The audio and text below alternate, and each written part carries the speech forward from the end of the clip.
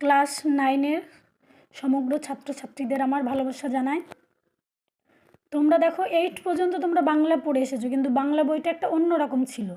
একটা গল্প বা কবিতা, তার সঙ্গে সঙ্গে কী ছিল, যে তার সঙ্গে সঙ্গে অনুশীলনীর কোয়েশ্চেন ছিল, যেটা দেখে তোমরা কোয়েশ্চেন আন্দাজ করতে পারতে। কিন্তু ক্লাস 9-10-এ কী হবে, যে বাংলার আমাদের শুধু টেক্সটে শুধুমাত্র গল্প বা কবিতাটাই থাকবে, সেটা পড়ে আমাদেরকে তার ভেতরেই কোয়েশ্চেন এবং অ্যান্সার আমাদের নিজেদেরকেই তৈরি করতে হবে। প্রতিটা লাইন এমন খুঁটিয়ে খুঁটিয়ে পড়তে হবে যেন প্রতিটা লাইন থেকেই যেন আমরা যে কোনো কোয়েশ্চেন করলে বলতে পারি। এবং কি হয় বলো তো, এখন বাংলা 100-এ 100 পাওয়া যায়। এবার তোমরা যদি ভাবো যে 100-এ 100 পাবো, তাহলে তোমাদেরকে প্রতিটা লাইন টেক্সট এমন একটা জিনিস যে সেটার প্রতিটা লাইন মাথায় রাখতে হবে। এবং তোমাদের এই 9-এর বইটা খুবই সুন্দর। তোমরা সিলেবাসটা একটু দেখে নেবে। তোমাদের সিলেবাসের এই যে প্রথমেই আছে কলিঙ্গ দেশে ঝড় বৃষ্টি। আর একটু বলি যে তোমাদের এই সিলেবাসে কিন্তু সবগুলোই তোমাদের সিলেবাসে নেই। এই সূচিপত্রের যেগুলো দেখবে এই যে এরকম স্টার দেওয়া আছে, এই যে স্টার এটাই নেই, মানে এটা তোমাদের সিলেবাসে নেই। এরকম প্রতিটা সব দেখে নেবে যে যেগুলো স্টার দেওয়া আছে সেগুলোই তোমাদের একমাত্র সূচিপত্র, একমাত্র সেগুলো তোমাদের সিলেবাসে আছে এবং সেগুলোকে তোমাদের পড়তে হবে। এবং প্রতিটা কবিতায় দেখবে, এই যে কবিতা দেখছো, এই কবিতায় কিন্তু এই যে শেষ, এই যে এইখানে আর কোনো প্রশ্ন পাবে না, তাই আমাদেরকে প্রতিটা লাইন ভালো করে দেখতে হবে। তাহলে প্রথমে তোমাদের আছে কলিঙ্গ দেশে ঝড় বৃষ্টি। কলিঙ্গ দেশে ঝড় বৃষ্টি, মুকুন্দ চক্রবর্তী। তো এই কবিতাটা প্রথমে আমাদেরকে একটুখানি কবি পরিচিতি ও কবিতার পূর্ব সূত্রটা আমাদেরকে জেনে নিতে হবে। তো আমরা ওই মধ্যযুগের মঙ্গল কাব্যগুলোর মধ্যে চণ্ডীমঙ্গলের নাম তোমরা সবাই শুনে থাকবে। দেখবে ধর্মমঙ্গল, চণ্ডীমঙ্গল, মনসামঙ্গল। মনসার কাহিনীটা মোটামুটি সবাই জানো, হয়তো বা চণ্ডীমঙ্গল বা ধর্মমঙ্গল একটুখানি না জানতেও পারো, তবু অনেকেই জানবে। তো ওই চণ্ডীমঙ্গল কাব্যের সবথেকে গুরুত্বপূর্ণ কবি হলো মুকুন্দরাম চক্রবর্তী। সেই মুকুন্দরাম চক্রবর্তী ছিল 16 শতকের, তার আবির্ভাব হয়েছিল। তার বাবা ছিল হৃদয় মিশ্র, মা দৈবকী। তার জন্ম হয়েছিল বর্ধমানের এক প্রত্যন্ত গ্রাম রায়না থানার অন্তর্গত দামন্না গ্রামে তার জন্ম হয়েছিল। তো তিনি হলেন আমাদের এই চণ্ডীমঙ্গল কাব্যের শ্রেষ্ঠ কবি, যাকে আমরা কবিতার শেষে দেখব কবি কঙ্কন উপাধিতে নিজে পরিচয় দিয়েছিলেন, যে কবি কঙ্কন। তাছাড়াও তার পদবী ছিল, কৌলিক পদবী ছিল। তিনি কোথাও শ্রীমুকুন্দ লিখতেন, কোথাও মুকুন্দ চক্রবর্তী লিখতেন। তো এখানে দেখো মুকুন্দ চক্রবর্তী লিখেছে। তো তিনি মধ্যযুগের মঙ্গল কাব্যের মধ্যে যে চণ্ডীমঙ্গল ছিল, তার তিনি শ্রেষ্ঠ কবি ছিলেন। তো কবির ব্যক্তিগত জীবনে তিনি ডিহিদার মামুদ শরীফের অত্যাচারে তাদের যে গ্রামে জন্ম, সেই বাস্তু ভিটেটাকে তাদেরকে ত্যাগ করে অন্য জায়গায় গিয়ে বাস করতে হয়েছিল। কোথায় বাস করতে হয়েছিল সেটা আমি বলে দিচ্ছি, কিন্তু এত কিছু না জানলেও তোমাদের হবে। কিন্তু কবি কী কারণে লিখেছিলেন, তার তো একটা কারণ থাকে, যে কবিরা কী কারণে কবিতা লেখেন, তার প্রতিটার ইন্ডিভিজুয়াল কারণ থাকে। তো তখন তিনি বাস্তুভিটে ত্যাগ করে তিনি বাঁকুড়ায় গিয়ে আশ্রয় নিয়েছিলেন। তো সেই থেকেই তার একটা মনের ভিতর আদর্শ সমাজ ব্যবস্থা গড়ার কল্পনা তিনি করেছিলেন। কেমন কল্পনা করেছিলেন, যে যেভাবে একটা সমাজ ব্যবস্থা হবে, সেখানে প্রজারা বা ভূস্বামীরা নিজ নিজ স্বাধীনভাবে থাকতে পারবে। থাকুক না একটা রাজা থাকলেও যেন প্রজারা তাদের প্রকৃত বিচার পায় এবং স্বাধীনভাবে যেন বাঁচতে পারে, এই সমাজ গড়ার তিনি স্বপ্ন দেখেছিলেন। তাই তিনি এই চণ্ডীমঙ্গল কাব্যের এই কলিঙ্গ দেশে ঝড় বৃষ্টি নামটা দেখো, চণ্ডীমঙ্গল কাব্য, সেই কাব্যটার আবার দুটো ভাগ ছিল। একটা ছিল দেবখণ্ড আর একটা ছিল নরখণ্ড। তোমরা যদি ভাবো যে এই যে এখানে লিখে রাখতে পারো, তবে আমাদের তো শুধু উৎসটাই জানতে হয়। তাহলে উৎসটাই আমরা জেনে নিব যে চণ্ডীমঙ্গল কাব্যের দেবখণ্ড নরখণ্ড দুটো ভাগ ছিল। এবার নরখণ্ডের আবার দুটো ভাগ ছিল, একটা হলো আখেটিক খণ্ড, একটা হচ্ছে বণিক খণ্ড। তো আমাদের আখেটিক খণ্ড থেকে এই কবিতাটা নেওয়া হয়েছে। তাহলে আমাদের অত কিছু না লিখে আমরা যদি লিখি যে এখানে লিখে রাখলে সব থেকে ভালো, যে চণ্ডী মঙ্গল কাব্যের আখেটিক খণ্ড কথাটা লিখবে। আখেটিক খণ্ড থেকে নেওয়া হয়েছে। তাহলে আমরা এত কিছু জানার পর আমরা এখানে একটাই তথ্য পেলাম যে চণ্ডীমঙ্গল কাব্যের আখেটিক খণ্ড থেকে নেওয়া হয়েছে কলিঙ্গ দেশে ঝড় বৃষ্টি কবিতাটা। এই কবিতাটা কিন্তু প্রথমে নাম ছিল যে কলিঙ্গ দেশে ঝড় বৃষ্টি আরম্ভ, কিন্তু সংকলকরা পরে পরিবর্তন করে নাম দিয়েছে কলিঙ্গ দেশে ঝড় বৃষ্টি।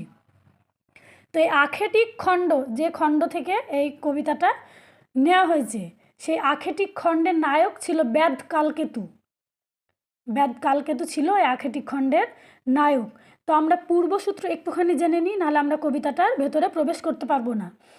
তাহলে পূর্বসূত্র, এই যে আমি আগেই বললাম যে কবি একটা আদর্শ সমাজ ব্যবস্থার গড়ার স্বপ্ন দেখেছিলেন, সেই সূত্রে তিনি চেয়েছিলেন যে যেহেতু আগে দেবীদের মাহাত্ম্য প্রচার করা হতো, তো চণ্ডী একটা দেবী, সেই দেবীর আদেশে তিনি একটা গুজরাট নগরের পত্তন করাতে চেয়েছিল। এবার একটা নগর তৈরি করবে, সেখানে তো এমনি এমনি মানুষ চলে এসে বাস করতে শুরু করবে না, তাহলে মানুষ কিভাবে এসে বাস করবে? তখন তিনি কি করেছিলেন যে পার্শ্ববর্তী রাজ্য কলিঙ্গ রাজ্য, যেখানে মানুষ বাস করছে, সেখানে কি করেছিল যে প্রচণ্ড ঝড় বৃষ্টি আরম্ভ করে দিয়েছিল। কার প্রভাবে? দেবী চণ্ডীর প্রভাবে। এবার সেখানে স্বাভাবিকভাবেই বৃষ্টি বন্যা লেগে থাকলে কী হবে? মানুষ সেখান থেকে উঠে আসতে বাধ্য হবে, এবং পার্শ্ববর্তী রাজ্য গুজরাট নগর, সেখানে তিনি চেয়েছিলেন যে মানুষরা সেখানে এসে বসবাস করতে যেন বাধ্য হয়। হ্যাঁ, আর জানো যে মানুষ প্রাকৃতিক শক্তির কাছে চিরকাল হার মেনেছে, বন্যা খরা, হ্যাঁ, এসবের কাছে হার মেরেছে। তাহলে যদি বন্যা শুরু হয় তাহলে তো মানুষ বাঁচার চেষ্টা করবেই। তখন তিনি এইভাবে গুজরাট নগরটা পত্তন করতে চেয়েছিলেন। তাহলে এইটুকুই হলো আমাদের পূর্ব কাহিনী। পূর্ব কাহিনী জানলেও আমরা কবিতাটির আর একটু অংশ জেনে নেব। সেটা হলো যে আমরা দেখেছি, আমরা সবাই মোটামুটি জানি যে বেহুলা লক্ষিন্দরের কাহিনী, মনসামঙ্গল। তো মনসা মর্তে তার পুজো প্রচলনের জন্য কি করেছিল, যে চাঁদ সদাগরের পুজো ওকে নিতে হবে, সেজন্য অনেক কলাকৌশল করেছিল, সেটা তোমরা জানো, আমি আর কথাটা বলে লেন্দি করছি না। তো এইখানে দেবী চণ্ডী তার যে মাহাত্ম্য, সেটা প্রচারের জন্যই কিন্তু এটা করেছিলেন। তো এই দেবী চণ্ডীর কৃপায় কালকেতু কিন্তু অনেক ধন সম্পত্তি, সাতঘর ধন, মণিমাণিক্য, অনেক কিছু পেয়ে তিনি কিন্তু ওই জঙ্গল কেটে নানান বাধা বিপত্তি অতিক্রম করে গুজরাট নগরটা পত্তন করেছিল। কিন্তু তারপরেও সেখানে কিন্তু মানুষ বসবাস শুরু করেছিল না। শুরু করলে তবেই তো দেবী চণ্ডীর পুজো আরম্ভ হবে। কিন্তু যখন হলো না, তখন চণ্ডী কী করলেন?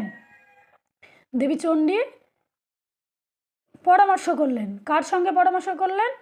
যে পদ্মাবতীর সঙ্গে পরামর্শ করলেন। পরামর্শ করে ঠিক করলেন যে কলিঙ্গে ঝড় বৃষ্টি বন্যা সৃষ্টি করবে, এবং সেখান থেকে সেই সৃষ্টি করে সেখানকার মানুষজনকে গুজরাটে আনার ব্যবস্থা করবেন। এবং সেই উদ্দেশ্য সফল করার জন্য চণ্ডী চলে গেল গঙ্গার কাছে। গঙ্গা সাহায্য চাইলো। গঙ্গা সাহায্য নিয়ে কি করলো? গঙ্গা সাহায্য করলো না, সাহায্য না করে তাকে ফিরিয়ে দিল। তখন চণ্ডী আবার গিয়েছিল সমুদ্র ইন্দ্রের কাছে। সেখানে গিয়ে তাদের সাহায্য পেয়েছিলেন। তাদের সাহায্য পেয়ে কী করেছিল? প্রবল ঝড় বৃষ্টি আর বন্যা সৃষ্টি করেছিল, আর প্রজাদের মধ্যে দুর্দশা শুরু করে দিয়েছিল, এবং তাদের জমি ফসল বাড়িঘর ধান সব ভাসিয়ে দিয়েছিল, এবং তারা নিরুপায় হয়ে পড়ল। তখন তারা কি করলো? যে কলিঙ্গের প্রজারা গুজরাটে গিয়ে উপনীত হলো।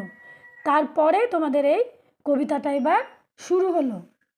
তো কবিতাটা প্রথমেই দেখো, মেঘে কইল অন্ধকার, মেঘে কইল অন্ধকার।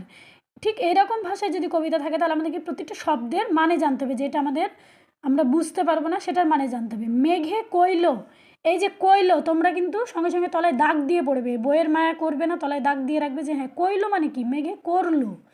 মেঘে অন্ধকার করে ফেললো, মেঘে অন্ধকার করে ফেললো।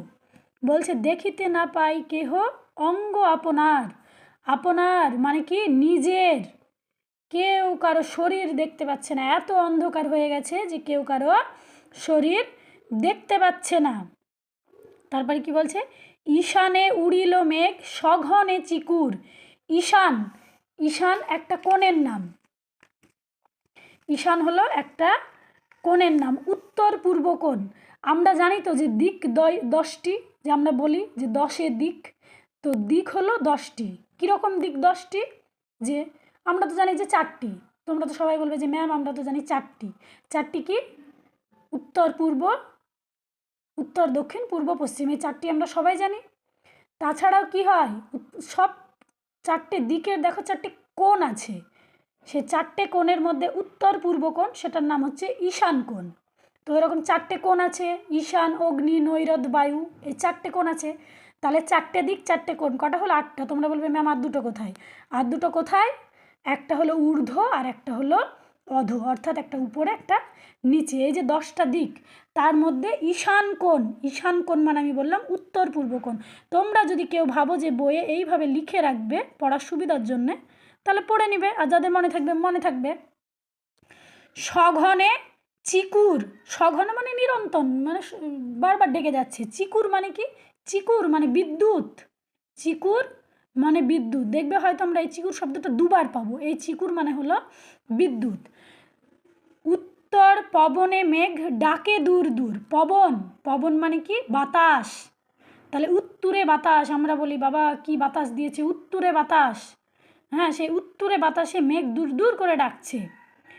নিমিষেকে জোড়ে মেঘ গগন ও মণ্ডল, নিমিষেকে মানে মুহূর্তের মধ্যে, নিমিষেকে মানে মুহূর্তের মধ্যে, জোড়ে মেঘ মানে সারা মেঘে জুড়ে গেল, আকাশটা মেঘে আবৃত হয়ে গেল, ঢেকে গেল। গগনমণ্ডল মানে কি? আকাশমণ্ডল বা নভমণ্ডল।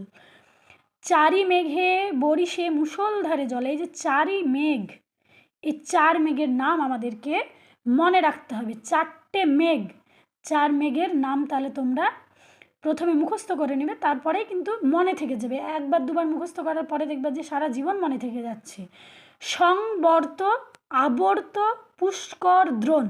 সংবর্ত, আবর্ত, পুষ্কর, দ্রোণ, এই চারটে হলো মেঘের নাম।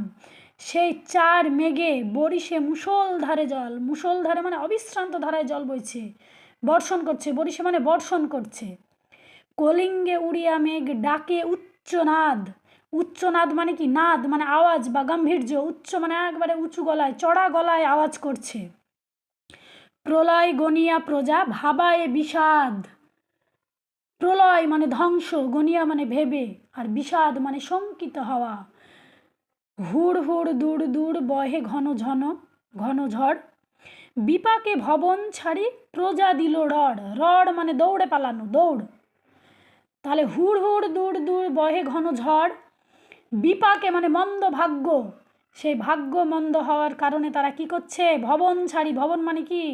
তাদের ঘর বা বাড়ি ছেড়ে তারা দৌড় দিল, রড় মানে দৌড় লাগালো।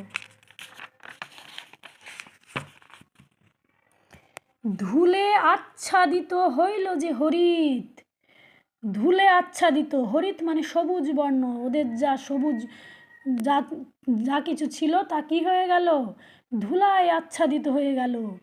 উল্টিয়া পড়ে শস্য প্রজা চমকিত, কি হচ্ছে? যে শস্যগুলো উল্টে যাচ্ছে। আমাদের দেখবে যখন জমিতে ধান থাকে, অজস্র ধারায় যদি বৃষ্টি হয় ধানগুলো পড়ে যায় মাটিতে, তাই বলছে যে উল্টিয়া পড়ে শস্য প্রজা চমকিত, প্রজারা চমকে গেল। চারি মেঘে জল দেয় অষ্টগজরাজ, তার চারি মেঘ আমরা নাম এর আগেই পড়েছি। কি এবার তোমরা মনে করো মনে মনে, যে সংবর্ত, আবর্ত, পুষ্কর, দ্রোণ। জল দেয় অষ্টগজরাজ, গজরাজ কে? গজরাজ, গজরাজ হলো অম্রাকোষের 4 রকম মেঘের 2টো করে দিগ্গজের নাম উল্লেখিত আছে। গজরাজ হাতি, আমরা বলি না যে হাতি সুর দিয়ে জল অনেক দূরে দিতে পারে, সেরকম অষ্টগজরাজ, এই অষ্টগজরাজের নামটাও তোমরা পড়ে রাখবে। ঐরাবত, পুণ্ডরিক, বামন, অঞ্জন, কুমুদ, সার্বভৌম, পুষ্পদন্ত, সুপ্রতীক ও দিগ্গজ, এই অষ্টগজরাজ মনে হচ্ছে যেন 4 মেঘে জল দিচ্ছে। সঘনে চিকুর পড়ে ব্যঙ্গ তর্কাবাজ, এই যে আমি এই পৃষ্ঠায় বলেছিলাম যে চিকুর, চিকুর মানে বিদ্যুৎ। এবার এই চিকুর, চিকুর মানে আমরা আর একটা চুলের সমার্থক শব্দ হিসেবে আমরা চিকুর জানি। চুলের রঙও কিন্তু কালো, আর এই বিদ্যুৎও কিন্তু হ্যাঁ কালো, মেঘ কালো, তার সঙ্গে সামঞ্জস্য করে সঘনে চিকুর বলেছে। ব্যঙ্গ তর্কা বাজ, ব্যাঙ আমরা জানি যে ব্যাঙ লাফিয়ে পড়ে, ব্যাঙ লাফিয়ে লাফিয়ে চলে। এবার সেই ব্যাঙের মতো লাফিয়ে লাফিয়ে যে বাজ পড়ছে তাকে আমরা বলছি যে ব্যঙ্গ তর্কা বাজ। করি কর সমান বরিশে জলধারা। করি কর, করি কর মানে তোমরা নিশ্চয়ই জানছো, করি কর মানে হাতির সুর, করি মানে হাতি আর কর মানে সুর। করি কর সমান বরিশে জলধারা, জলে মহি একাকার পথ হইল হারা। মহি মানে কি? মহি মানে হলো পৃথিবী। তাহলে পৃথিবীর পথ হারা হয়ে গেল, এত জল হয়ে গেছে যে পথ হারিয়ে গেল। ঘন ঘন শুনি চারি মেঘের গর্জন, এই যে আবার চারি মেঘের কথা বলেছে। কারো কথা শুনিতে না পাই কোনো জন, পরিচ্ছন্ন নাহি সন্ধ্যা দিবস রজনী। সন্ধ্যা দিন রাত্রি, রজনী মানে রাত্রি, তাহলে কোনো সময়টাই পরিষ্কার না, না দিন না রাত্রি না কিছু, বোঝা যাচ্ছে যে সবই একই হয়ে গেছে, দিন রাত সবই একই হয়ে গেছে। কলিঙ্গে সোঙরে সকল লোক যে জৈমিনী। সোঙরে কলিঙ্গে, কলিঙ্গের সকল লোক, কলিঙ্গবাসীরা সঙরে মানে স্মরণ করছে, কাকে? দেবীকে স্মরণ করছে। আগে কোনো প্রাকৃতিক বিপর্যয় হলে মানুষ দেবদেবীকেই স্মরণ করত। সেই জৈমনী দেবী, সেই জৈমনী দেবীকে সবাই স্মরণ করছে। কী জন্যে স্মরণ করছে? যেন এই ঝড় বৃষ্টি যেন থেমে যায়। বজ্র নিবারক দেবী জৈমনী দেবী। হুড় হুড় দূর দূর শুনি ঝনঝন, না পাই দেখিতে কেহ রবির কিরণ। রবি, রবি মানে কি? সূর্য। এত মানে অন্ধকার হয়ে গেছে, হুড় হুড় করে বাজ পড়ছে, কেউ রবির কিরণ দেখতে পাচ্ছে না, সূর্যের আলো আর কেউ দেখতে পাচ্ছে না। গর্ত ছাড়ি ভুজঙ্গ ভাসিয়া বুলে চলে। ভুজঙ্গ, ভুজঙ্গ মানে সাপ, আমরা জানি মাতঙ্গ মানে হাতি, তাহলে ভুজঙ্গ মানে সাপ। সাপ কী করছে? গর্ত ছেড়ে চলে এসেছে। কেন গর্ত ছেড়ে এসেছে? যে গর্তে জল ঢুকে গেছে। আর এই বুলে চলে, বুলে মানে ভেসে ভেসে বেড়ায়। জলে কি করবে সাপ? ভেসে ভেসে বেড়াবে। নাহি জানি জলস্থল কলিঙ্গ মণ্ডলে, বলছে কলিঙ্গ মণ্ডলের কোথায় জল আর কোথায় স্থল, কিন্তু কিছুই বোঝা যাচ্ছে না। নিরবধি 7 দিন বৃষ্টি নিরন্তর, নিরবধি মানে সীমাহীন জল, নিরন্তর মানে অবিরাম, 7 দিন ধরে অবিরাম বৃষ্টি চলছে। কদিন ধরে? 7 দিন ধরে। আচুক শস্যের কার্য হেজ্জা গেল ঘর। তাহলে হেজ্জা মানে কি? পচে যাওয়া বা হেজে যাওয়া। আছুক, আছুক মানে যে শস্য ঘরে আছে সেগুলো সব হেজে গেছে, পচে গেছে। মেঝেতে পড়ে শিল বিদারিয়া চাল, মেঝেতে এমনভাবে শিল পড়ছে, বিদারিয়া মানে ভেদ করে, শিলগুলো কি পড়ছে? যে চালগুলো ভেদ করে পড়ছে। ভাদ্রপদ মাসে যেন পড়ে থাকা তাল, আমরা জানি যে ভাদ্র মাসে তাল পাকে এবং তাল দুমদাম পড়ে, সেই রকমভাবেই এই শিল পড়াকে তাল পড়ার সঙ্গে তুলনা করেছেন। বলছে চণ্ডীর আদেশ পান বীর হনুমান, মঠ অট্টালিকা ভাঙি করে খান খান।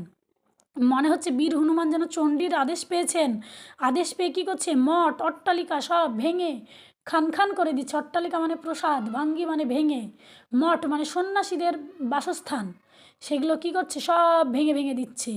চারিদিকে বহে ঢেউ, পর্বত বিশাল, মানে পর্বত যেমন উঁচু হয় সেই রকমভাবে ঢেউ বইছে। উঠে পড়ে ঘরগুলো করে ধলমল, চণ্ডীর আদেশে ধাই নদ নদীগণ, অম্বিকা মঙ্গল গান শ্রীকবি কঙ্কন। কবি নিজেকে শ্রীকবি কঙ্কন বলেছেন। অম্বিকা, অম্বিকাকে অম্বিকা মঙ্গল মানে কি? শিবের স্ত্রী, শিবের স্ত্রী হলো অম্বিকা, বা চণ্ডী বলো বা মা দুর্গা বলো, তাদেরই এক একটা রূপ। তাই এই চণ্ডী মঙ্গল বা অম্বিকা মঙ্গলের গান কে গাইছে? শ্রী কবি কঙ্কন। তো এটাই ছিল আমার প্রথম ভিডিও। ক্লাসরুমে পড়ানো এবং অনলাইনে পড়ানোর মধ্যে অনেক পার্থক্য, কোনো ভুল ত্রুটি তোমরা দেখবে এবং খুব মন দিয়ে পড়াশোনা করো। আমি নেক্সট আবার অন্য একটা পড়া নিয়ে আসছি।